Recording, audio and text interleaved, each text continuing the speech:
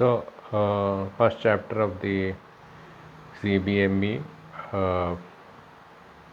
curriculum-based medical education.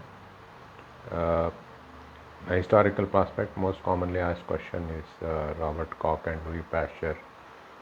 Mainly these are the questions that will be asked. Now let us talk about Robert Koch, who is a German physician. Remember Robert Koch with CAT, C-A-T. He discovered cholera bacilli, he discovered anthrax bacilli, he discovered tuberculosis bacilli. He developed various biological techniques and contributed to the staining technique he discovered with Hesse, the student, or the solid media, conversion of liquid media into solid media. So he laid on Koch's postulates. What are Koch's postulates? Koch's postulates are organisms should be isolated in pure culture. It should be constantly associated with clinical agents. It should be grown on artificial media. And when inoculated into animal, it should produce same lesion what it has produced in human beings. Now, and it should be re-isolated from the animal. And the fourth one has been added when you inject it back into the human being.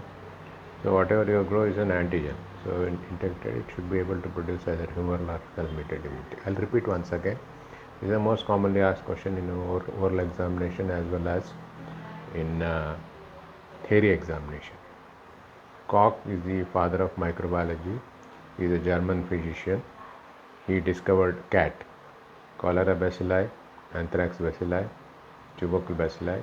He standardized the bacteriological technique, staining technique. He discovered solid media, and he laid on Koch's postulates and Koch's phenomena. What is Koch's phenomena? Exaggerated immune response towards already sensitized antigen. When you give a first dose, there will be some reaction.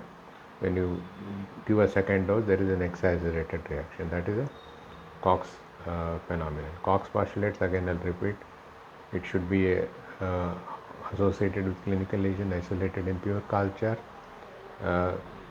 When inoculant animal, it should produce same lesion what it has produced. It should be re-isolated from the animal, and when injected, last one has been added, it should be able to provoke cell-mediated and humoral immune response.